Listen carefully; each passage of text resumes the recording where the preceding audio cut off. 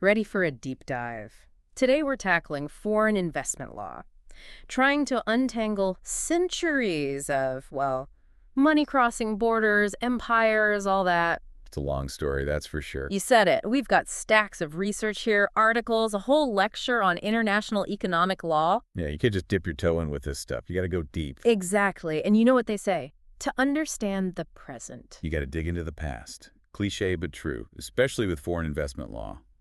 Okay, so let's do some digging. This article you sent over about those early European traders going full conquistador with their laws. Wild, right? Oh, yeah, talk about a recipe for conflict, right? Oh, Investors wanting profits, host countries defending their turf. It's a tale as old as time, just, with more contracts. and probably a lot less plundering nowadays, hopefully. But seriously, those early days, what were they really like for foreign investment? Paint me a picture. All right, so picture this. Early 20th century, global economy is basically the Wild West. Everyone's figuring things out as they go. And this idea of an international minimum standard starts cropping up. Minimum standard meaning? Basically, how foreign investors should be treated, like a baseline for decent behavior. Problem is, getting everyone to agree on what that even means. Near impossible back then. Yeah, I can imagine. Everyone wants the biggest slice of the pie. Exactly. And that's where Carlos Calvo comes in. This Argentinian jurist back in the 19th century, he was all about national treatment. His doctrine, it basically said, foreign investors, you're welcome, but don't expect special favors. Same rules apply to everyone. So, a direct counter to that minimum standard idea. You got it. Calvo was all about putting their own citizens first, pushing back against those powerful nations used to calling all the shots. I bet that didn't go over well everywhere. Oh, you know it, especially with the U.S. stepping onto the scene around the same time. They whipped out the Hull formula, named after Cordell Hull, their Secretary of State. He was adamant about prompt, adequate, and effective compensation if a country decided to, let's say, reappropriate a foreign investor's assets. Reappropriation, that's a delicate way of putting it. We're talking straight expropriation here. That's the one. The whole formula was all about making sure if a country decided to nationalize an industry or take over foreign-owned assets, they couldn't just do it willy-nilly. There had to be fair compensation. So no seizing factories in the dead of night and calling it a day. Not if you wanted to avoid a diplomatic headache, at least. And this all comes to a head with, the U.S. and Mexico, specifically over oil, early 1900s.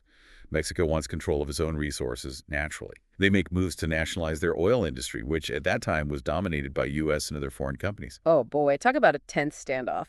It was. The U.S., clutching its whole formula, demanded their due compensation, and things got, well, let's just say it was a masterclass in economic and political maneuvering for a while there. High stakes for sure. So we've got these competing ideas clashing, a push for a minimum standard for investors, the Calvo doctrine pushing back, and the U.S. drawing a line in the sand with expropriation. Where do we go from there? It sounds like a powder keg ready to blow. Oh, it was. And that tension. That's the engine that drives the whole story of foreign investment law forward. But of course, the story doesn't end there. All right, so we've got this historical tug of war going on. But then, boom, mid-20th century hits, the world's a whole different ballgame, right? Colonies are breaking free, new nations are popping up left and right. What does that do to the whole foreign investment game? Oh, man, it's huge. It totally reshapes the playing field. Think about it. You've got all these newly independent countries, especially in Africa and Asia, right? They're looking around at their resources, their land, and thinking, hold on, this is ours now. We should be in the driver's seat. It's that classic wave of we want to control our own destiny, but on an economic level. Exactly. And that's where this idea of permanent sovereignty over natural resources takes center stage. PSNR for short. And this wasn't just some abstract legal concept. It was about real power, real control over their economic future. They'd been told what to grow, what to extract, for whose benefit, for too long. PSNR was about reclaiming their agency. Powerful stuff. So how did the international community, especially those traditional powerhouses of foreign investment, react to this? Did they just roll out the red carpet for PSNR? Not quite. Yeah. You better believe there was pushback, resistance, some serious clinging to the old ways. But, even then, there was a growing realization that the world was changing, right? The old colonial order was crumbling, and this new wave of economic nationalism, it wasn't going away. It's like trying to hold back the tide with a sieve. Perfect analogy. And then, just to make things even more interesting, you have the oil crisis of the 1970s throwing a whole other wrench into the works. Oh yeah, talk about adding fuel to the fire. How did that shake things up in the world of foreign investment law? Big time. Suddenly everyone's feeling the pinch, right? Yes, right. And the oil crisis, it exposed just how vulnerable the existing economic order was. Developing countries saw this as the perfect opportunity to push for a major overhaul, a new system altogether. So, what did that look like in practice? Were there any concrete proposals on the table? There were. They called it the New International Economic Order, the NIEO. It was all about a more equitable distribution of wealth and power on a global scale. One of the key things they pushed for was a set of codes of conduct for these big multinational corporations, the TNCs. Trying to rein them in a bit. I can see why that might be a priority for developing countries. Absolutely. There was a real concern about these corporate giants wielding too much influence, often more than the governments they were dealing with. They wanted more transparency, more accountability, especially in developing countries. Did those codes of conduct ever gain any real traction? Honestly, not really. They faced massive opposition from developed countries and, unsurprisingly, the corporate world itself. Those codes never really got off the ground in a way that could reshape the global landscape. But, it's important to remember those efforts weren't all for nothing. They showed that the world was waking up to the potential downsides of unchecked corporate power. It was a sign of things to come, you could say. So it sounds like the UN, despite some pretty ambitious goals, wasn't able to create any hard and fast rules for foreign investment during this period. Did they make any progress at all? They did. It wasn't a total wash. While a global treaty on foreign investment remained out of reach, that idea of PSNR, it slowly but surely started gaining wider acceptance. And, even though the Charter of Economic Rights and Duties of States, adopted in '74, wasn't legally binding, symbolically it was huge. It was a clear sign that the international community was starting to acknowledge the right of developing countries to, have a say in how their own resources were used. So some wins, some losses, but definitely a period of major upheaval and change. Definitely. And as we move beyond the UN and into the late 20th century, things get, well, even more interesting. Late 20th century, things get even more interesting, you say. I'm all ears. What's next in this saga of foreign investment law? Okay, so picture this. It's like a whole buffet of regulatory options start to emerge. You've got different approaches popping up all over the place. Oh, I love a good buffet. What's on the menu? Give me the highlights. Well, for starters, you've got the World Bank stepping up to the plate, right? Back in '65, they create this thing called ICSID, ICSID, remind me. right? The International Center for Settlement of Investment Disputes. Basically, they wanted to create a neutral playing field where governments and foreign investors could settle their disagreements, try to take some of the political heat out of these often tense situations. Depoliticize things a bit, make it more about the law and less about, well, power politics. Makes sense. Exactly. The idea was to make the whole process fairer, more transparent. But like most things in international law, it wasn't quite as simple as that. There's always a but, isn't there? What went wrong? Or at least not according to plan. Well, ICSID has done a lot of good, no doubt. But their interpretation of investor protections, let's just say it's sparked a bit of controversy over the years. Controversy. In the world of foreign investment, I'm shocked. Fill me in. Okay, so critics of ICSID argue that their rulings tend to favor investors a bit too much, potentially undercutting a nation's right to, regulate things in the public interest. It's that classic balancing act, right? Investor rights versus national sovereignty.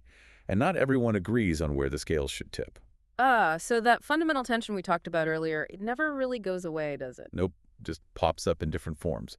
Now, while the World Bank's busy setting up ICSID, there's another trend emerging, and this one really takes off. We're talking about bilateral investment treaties, BITs. BITs, right, those agreements between two countries specifically about how they'll treat each other's investors. You got it.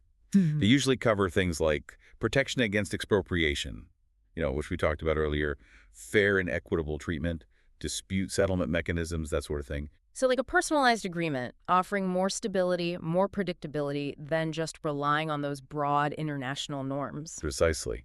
And investors love that predictability, right? So did a lot of countries. Over the past few decades, we've seen thousands of these BITs signed all over the world. A real boom in BITs. Who were the big drivers behind this trend? Well, Germany was an early adopter, big time. They were still smarting from those asset losses after the world wars, so they really pushed for strong investor protections. And the U.S., after all those expropriations in the '60s and '70s, they jumped on the DIT bandwagon pretty quickly, too. It was all about safeguarding their investors' interests in a rapidly changing world. From post-war recovery to global economic power, it sounds like BIT has become a go-to tool for a lot of countries. But you used the C word earlier, controversy. Where does the debate around BITs get heated? Right, so critics argue that BITs can sometimes tip the scales too far in favor of investors, giving them too much power to challenge government regulations that, they don't like. Too much power, meaning. Well, imagine a scenario where a country wants to introduce stricter environmental protections, right? Something that's clearly in the public interest. But then a foreign investor comes along and says, hold on, these new rules are cutting into my profits, this is unfair, and then sues the government under the terms of a BIT. Ouch. Sounds like a tricky situation. It can be. It's a real dilemma. And it highlights how BITs, while well-intentioned, can sometimes clash with a country's right to regulate things, to act in the best interests of its people and the environment. That push and pull between investors and states, it's a recurring theme in our story, isn't it? We've talked about expropriation, but how has that concept itself evolved in this modern era of foreign investment law? Oh, that's a great question. Because the very definition of expropriation, it's become a battleground in itself. It's not just about those old-school, outright seizures of assets anymore. Courts and tribunals are now recognizing something called creeping expropriation. Creeping expropriation. Okay, now you're just messing with me. What is that? Some kind of legal zombie? Not quite, but I like the way you think. Imagine the government, right? They don't storm in and seize a factory. Instead, they introduce a bunch of new regulations, change policies here and there, each one on its own. Maybe not a huge deal, but when you put them all together. They start to paint a different picture. Exactly. They can gradually chip away at the value of a foreign investment until, well, it's basically the same outcome as if they just expropriated it directly, just done in a slower, more subtle way. Death by 1,000 regulatory cuts. That's a great way to put it. And this all came to a head in a really landmark case. Metalclad Corporation v. United Mexican States. Okay, hit me with it. What happened? So Metalclad, a U.S. company, wanted to build a hazardous waste landfill in Mexico. They did everything by the book, got all the federal permits, the whole 9 yards. But then the local municipality steps in and says, nope, not happening here. They refused to give Metalclad a construction permit, effectively killing the project. That's gotta hurt. A real blow to Metalclad's plans. What did they do? They took the case to arbitration under NAFTA, the North American Free Trade Agreement. They argued that this local refusal, it wasn't just a minor setback, it was a sneaky form of expropriation. Because they'd already invested time, money, resources, all based on those federal approvals. Exactly. They argued that even though Mexico didn't technically seize their assets, those actions by the municipality, they still deprived Metalclad of their investment, which violated NAFTA's fair and equitable treatment standard. So what happened? Did the tribunal side with the company or the government? They actually ruled in favor of Metalclad. They said, yeah, even though it wasn't a direct seizure, those actions by the municipality, they still qualified as a form of expropriation under NAFTA. This case sent shockwaves through the system, let me tell you. It showed just how significant seemingly local decisions could be in the world of foreign investment law. I bet. I can only imagine that sparked some intense debate. Oh, you better believe it. Developing nations in particular were not happy. They argued that this broad interpretation of expropriation, it could really tie their hands, making it much harder to regulate in the public interest. Because now, even small local decisions could be challenged on the international stage. Exactly. They argued that they needed the flexibility to enact environmental protections, labor standards, public health measures, all those things that are crucial for their citizens without the constant threat of lawsuits from foreign investors. So we're right back to that fundamental tension, aren't we? Investor rights versus national sovereignty. It's a debate that never seems to go away. It's the story of foreign investment law in a nutshell. And it's a story that's still being written today. That it is. From those early European traders to modern court battles over creeping expropriation, it's clear that foreign investment law is a dynamic, always evolving field. It's complex, it's challenging, and it touches pretty much every corner of the globe. So, next time you hear about a trade deal or a multinational corporation making headlines, remember that foreign investment law is often working behind the scenes, shaping the flow of money, power, and even ideas in our interconnected world. Well said. It's a field worth paying attention to, that's for sure. That's a wrap on our deep dive into the world of foreign investment law. Thanks for joining us for the ride.